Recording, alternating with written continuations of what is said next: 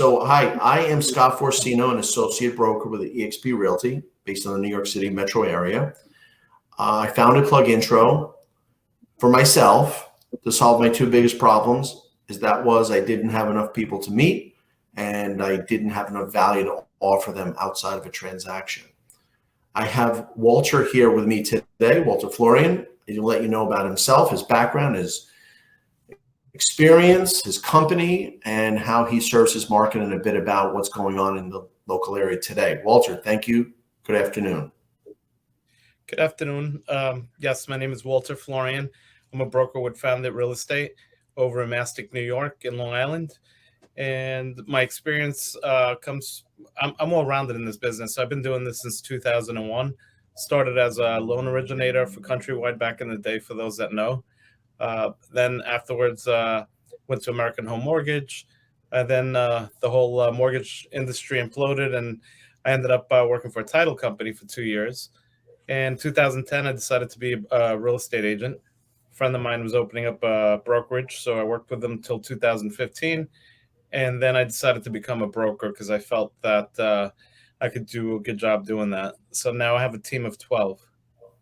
Very nice. And tell me about Found It. When was that founded?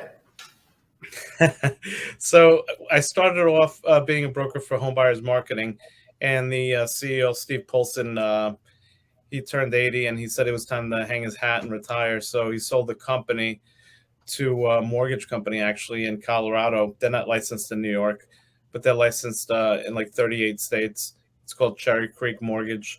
And they purchased Found It. Well, they actually purchased Home Buyers, and then they started the new name Found It, which, initially I didn't like, but then I started talking to people about it, and they're like, it's way better than Home Buyers marketing. So, you know what? It has the little map location pin on top of the eye. So I kind of like that a lot. I like it. It's unique. Thank you. The newer generation seems to like the name. Yeah, I think it's powerful. So tell us what's going on in that part of Suffolk. Market's crazy. The inventory is low, just like most places. I serve, being that we're bilingual in Spanish, a lot of the Latino community comes to my office because I've been branding that we speak Spanish. And you know what, this area, I mean, it's just flooded. There's just, you know what, it's a lower priced area in Suffolk. We're so close to the beaches. You have Smith Point Beach. You have a lot of parks around here. We're close to the Hamptons. We're only like 15 minutes from West Hampton. So it's a good location. So the prices have skyrocketed. They've doubled. So a ranch that used to sell for $200,000 now sells for $415,000. Wow. Yeah, it was not so long ago. What was that, before COVID? Yeah, right before COVID. I mean, it was probably like around $225 to $250 for ranches, and now I'm selling them between $400,000 and $450,000. Wow, actually, the last one I sold was $495,000 over in North Mastic, and that was a 4-bedroom, 2-bath with a full finished basement. Yeah, I know that is an area that was really, really affordable for a long period of time. You know, what's happened too is that a lot of people have been coming out here and buying cash because they've sold out west, and then they come out here and they have an abundance of money, so they drove the prices up.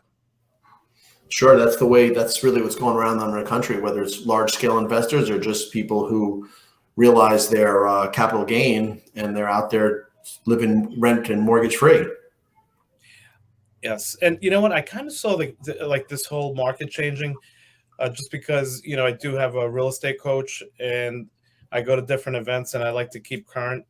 And I stopped working with investors because that's what I was doing back in 2013 to 2017. And then I saw the market shifting, and then I said, you know what, let me start working a little bit more with retail people. And I'm happy that I did, because otherwise I'd be dead in the water, because the investment market just died because there was no more foreclosures, and short sales, they all came to an end.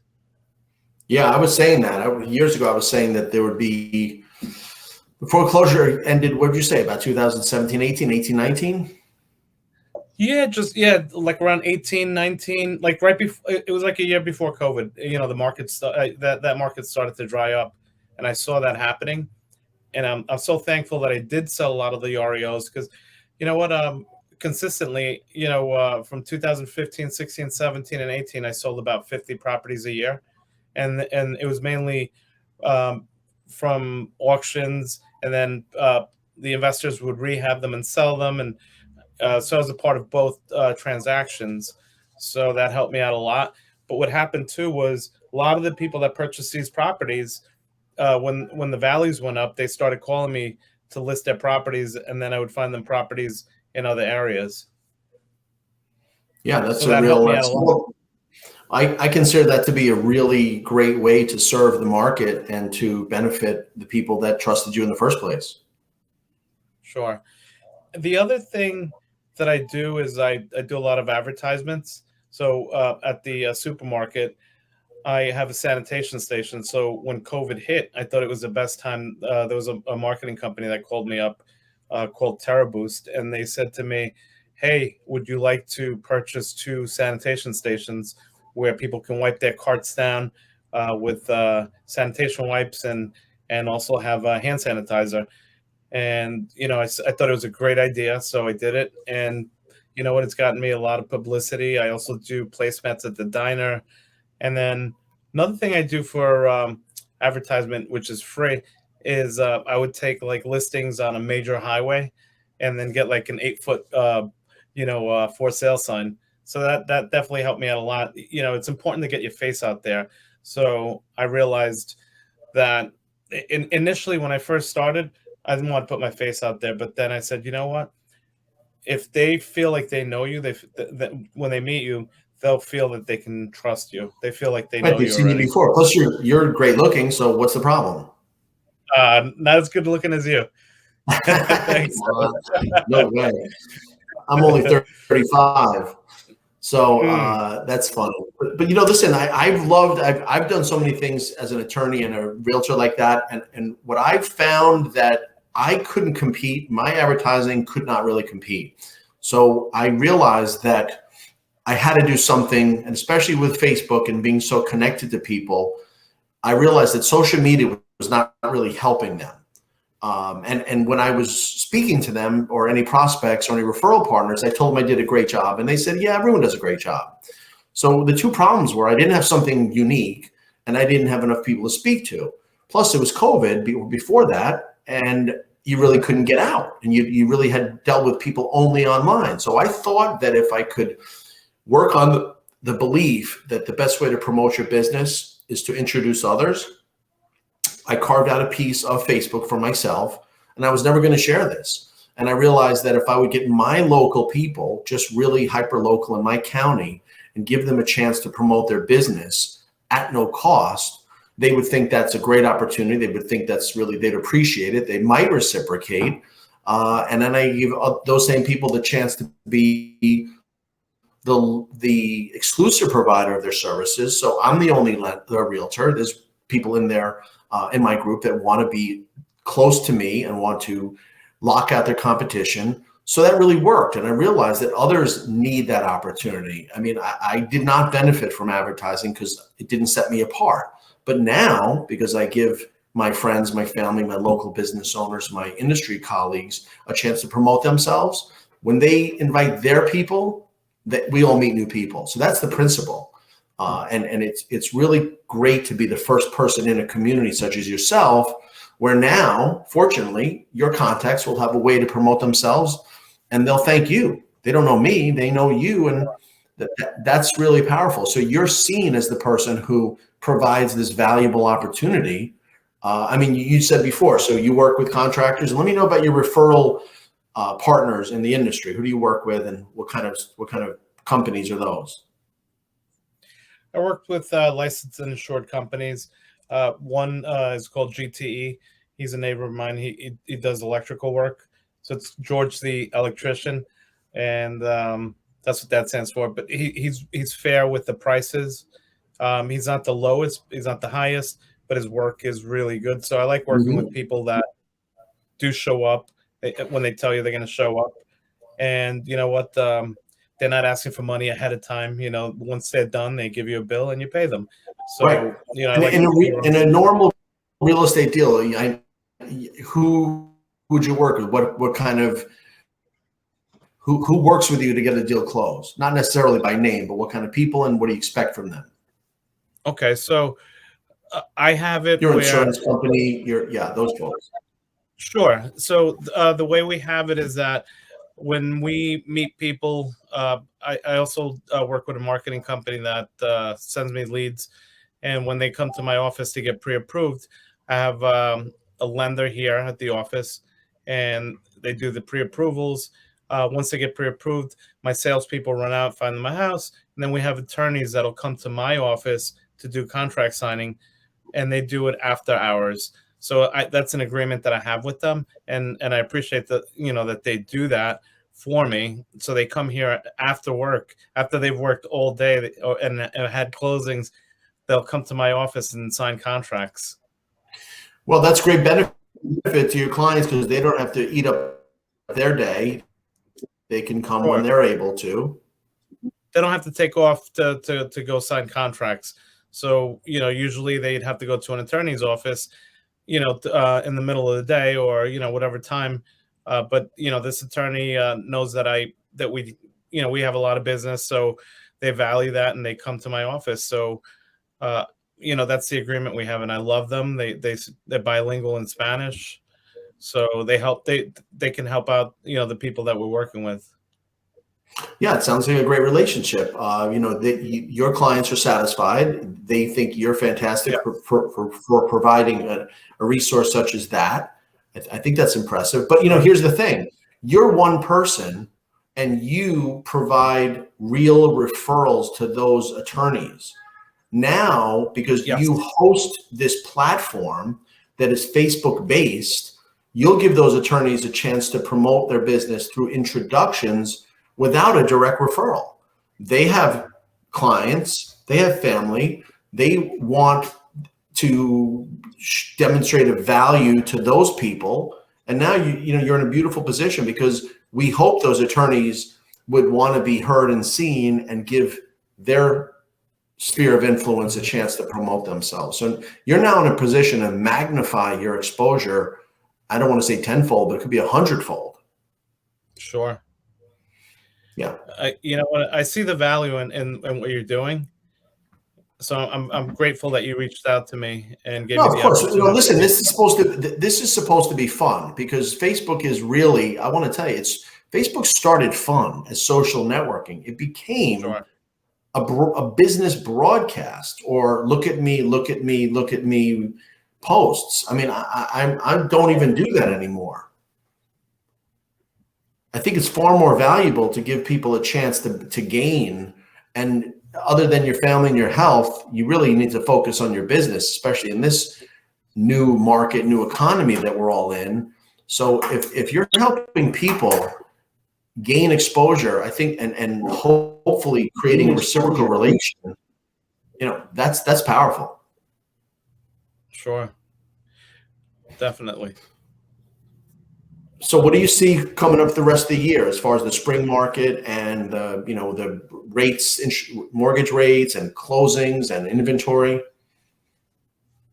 Well, you know what? I did notice the rates move up. They're creeping at 5, and you know what I do is I'm also a producing broker, so I make sure that I have at least 10 deals in contract at all times, because that makes me feel safe. So I think that you know, if the market, if the rates do go up, it's gonna, you know, flatten the values. They're not. I don't think they're gonna keep on going up the way they were, obviously, because less people would be able to afford that. Well, what's that? So you know what, in the future, I mean, we don't have a crystal ball, so we just don't know what's going to happen, but we just have to be prepared for it and save all our money. Yeah, and you know what,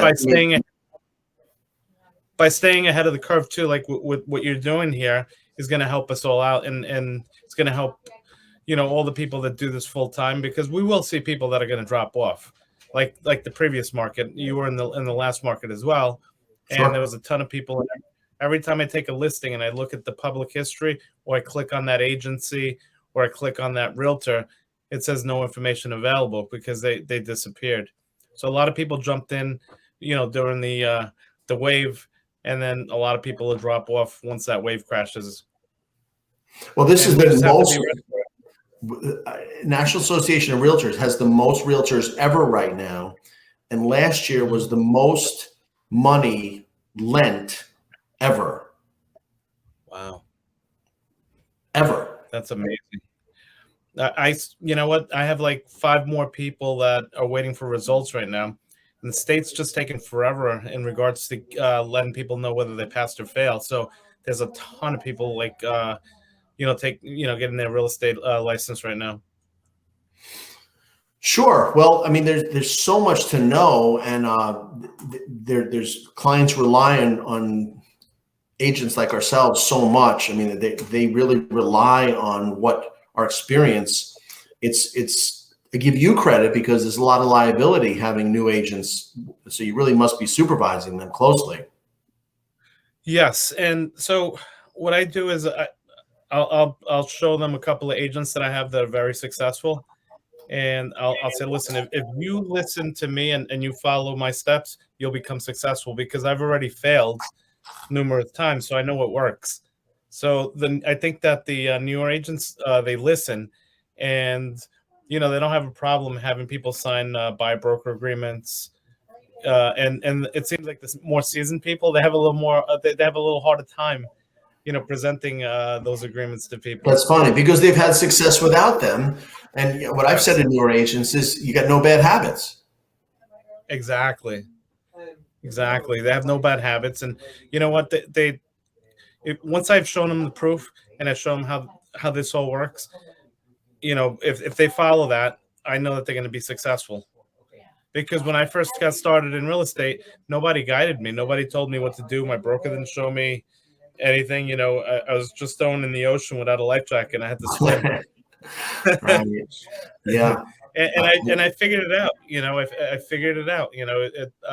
I was talking to other agents there, and they're like, I don't want to work with investors. They're horrible. They suck. So when the investors would come in, I'd take them. And I actually had a lot of fun with them because I did learn a lot. I've flipped houses. I've been flipping houses since 2002. And you know what? You're always learning something. And you know what? I've met cool people. Bye. Good night. Good contractors. Um, Great people. I love selling a house to somebody. I like seeing that expression, like, when they're so happy and they know that they're getting a good product. So when I flip a house, I know that I want it to be as if I was living there. Because I've seen a lot of flippers, and it's just horrible what they do. They cover things up, and you know what? If you have a wall open and you see there's a rotted board or rot on a 2x4, just change it. So I've learned a lot. I've seen what people have done, and I fired some contractors, that I chose not to work with because they were doing bad work. So you know what? In this business, you know what? I love what I do, and I just don't want to see someone living in a house that they think looks that is brand new, and meanwhile the 2x4s or the plywood is all rotted behind it. And you know what? I choose not to work with those people that do stuff like that. So makes sense. I mean, it's these are your clients. You have you try trust you. Of course, because they come back to us at the end of the day. Sure. The real estate industry is such a different thing because you don't live in any stock that you own. So these are our homes for our holidays and our families, but also they have made us money. I mean, a home by design is not an investment. An investment is not something that costs you money. So yet with the appreciation in the last several years, and this is the real third run up I've seen. There was a run up in the mid 2000s, and then the run up from 2000, I would say 12 to 14-ish, and then forget about now. So it took us till sometime in 2021 to get us back to 2007 prices. Isn't that crazy? It Took a really long is. time. Really, it really is. I think that we're over the 2007. Well, that was as Alan Greenspan called that the irrational exuberance. Mhm. You know what? A lot of people say to me, "Oh, what do you think's going to happen?" And like I said, we don't have a crystal ball, but I don't see the market being what it was in 2008. And it's just because now people are like when they obtain a mortgage, they're qualifying based on their true income. Back then, you had no income. Was it no income? You had No income check. stated income loans. There was so many funky products, and I think that set everything up for failure. But now, it's different. Everyone's showing all their income, and you know there'll be like two or three people that come together sometimes to buy a house because they're putting their income together. So it's not going to Yeah, be what I mean it these was in people are today's 2008. people are. Yeah, everyone's qualified now. Before it was very, very Exactly. questionable. Sure. Yeah, And that's a different market.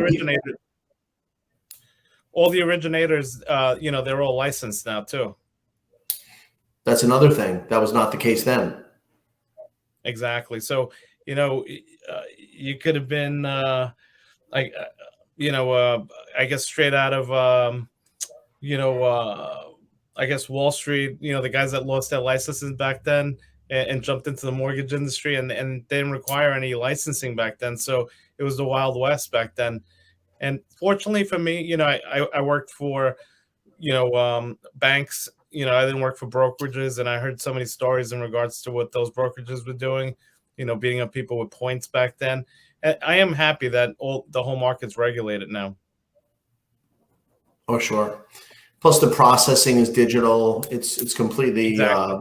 above board. And it's easier. It's much as easier for sellers. So tell me what happens in a case like yours where we have multiple offers and you have to consider offers. I mean, if I'm a seller and I've gotten 4 or 5 offers that are really competitive, I mean, what's a way that those sellers you can help them?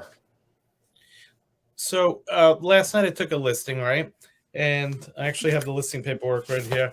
I have to upload it. It's going to be a coming soon listing. So it's funny that you asked that question because I said to them, listen, right now, you'll get all different offers and you'll probably see some cash offers and they'll probably be like ask price or a little bit below if it's all cash.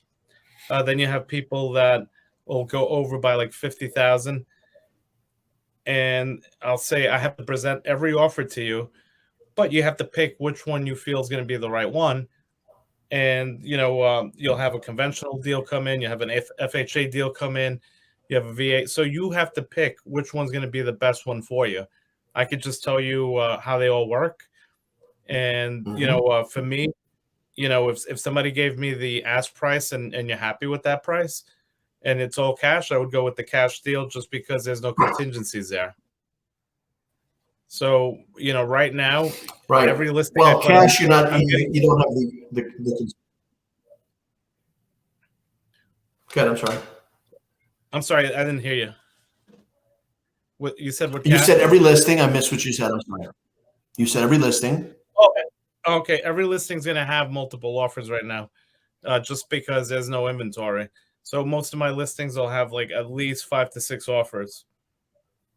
So, what I would do is if there was a cash offer and it was the ask price, I'd probably go with that, just because you'll close a lot faster. There's no contingencies. With a mortgage, you just don't know what's going to happen. If the person loses their job, then the deal's dead, and then you have to remarket the property. And what I noticed too is that a lot of people are going way over the list price, but we all know that we already listed that property at the price that we know that it'll appraise. So by them going over, I've had situations where I've told people, well, then if we're going to accept your offer, then you have to be prepared to pay the difference if it doesn't appraise. And I've had situations where people have agreed to do that. Well, that's always a tough call, because agreeing and actually coming up at the end are two different things. I'm in exactly that situation right now. And the way I handle that situation is, it depends on your down payment. So, well, that's what I was going to say, down payment. Right. But, they may fight about 10%, but they'll probably go forward with about 20%. So in this situation where first you have to know if they have the money. And even if they have the money to pay the difference, doesn't mean they're going to have the money in 60, 90 days. That's number two. They could buy a boat. That's, you're on Long Island with the water everywhere, so you don't know what they're going to do. And then even if they say, listen, I don't want to put good money after bad, I don't want to go 40, 50,000.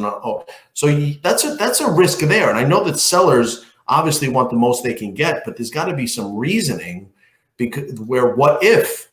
I mean, I don't believe 100% of people who over ask or waive the appraisal can actually come up with the money. I don't believe that. Do you? We would only take that offer if they were putting a large down payment, at that point, because I just had one where they said they were going to do a large down payment, and then that all changed. And then, the sales agreement that came in, was something. And then when the attorneys were discussing it, they were like, oh, did you agree to only take $15,000 as a down payment? And I said, no way. That's not what's on the sales agreement. So, people try to get slick. Like, I've had other agents also send in offers saying that they're going to do a 20% down deal, and then it ends up closing. I mean, I don't care as long as it closes, but then it ends up being an FHA deal, or and so it's something different than what they had said on the sales agreement. So a lot of people are lying about, and that's different, but it's, yeah, when you get to the closing, it's okay, but before then, you don't know how it's going to work out. Sure, definitely. I had one recently where they said to me that they were doing 20% down, which they did do 20% down, conventional. But then when the appraiser came out, it was an FHA appraisal, and then he was asking for handrails. And then at that point, I'm like, well, we accepted the deal being conventional. I said, so if you switched it to FHA, then you guys put up the handrails, which they did. Nice. Yeah. So, and my seller happened to be away because he's a contractor and he works in different countries. So I said, I'm not going to absorb the cost of putting up handrails. I said, so you guys swapped it to FHA, you guys absorbed the cost, and they did. That seems fair. So, sure. Still, that's. I mean, there's other things. I know FHA sometimes wants gutters, right? What else do they want? Yeah, I mean, if they see any chipped paint, you have to scrape it and sand it and spackle it and repaint it. What else do they look for? You know what? Honestly, like I haven't really been involved in so many FHA deals lately. It's just been like mainly conventional cash. Sure. Especially, and let me ask you from the buyer side. I mean, how do you get your offers accepted in such a competitive market? What's the way to have demonstrate the client's ability to close? All right. So I do work with buyers. You know what? I do work with buyers at times, but being that I've been in the business for so long, I have a relationship with the other agents, and they have trust that when my deals come through, that they're going to go. So, it does help out to deal with the local area, because I stick to the Tri-Hamlet area. So I deal with Mastic, Shirley, Mastic Beach, Center Moriches. I go as far west as Patchogue. Obviously, from time to time, I go wherever I need to go, but the agents they have trusted me because they know me for many years now. Yeah. So, well, listen, this is a people business. This is a people business. So the clients are people, the referral partners are people. We're all looking for the same thing: get to the closing date and get to the finish line. Someone like yourself who's got a great reputation and a local market contributor. I mean, that I'm really happy that we got a chance to work with you. And from the perspective of PlugIntro, this will really equip you to be the hub or become local famous and give others the chance to really gain more market exposure. Well, I thank you for that. Yeah. What's the best way to reach you, Walter? Phone number or email? Best way, yeah, you know what? You can call my office 631-772-7800. And if I'm not in the office, then the line forwards to my cell phone. Okay, great. So for the people that'll see this, we will be having our once or twice a month meetings. Everyone will get a chance to meet who they should know and a chance to promote themselves to their local contacts. I'm really thankful to Walter for putting his flag in the ground in that part of Suffolk County. And we're really looking for big things. And Sophie and I are here to work for you.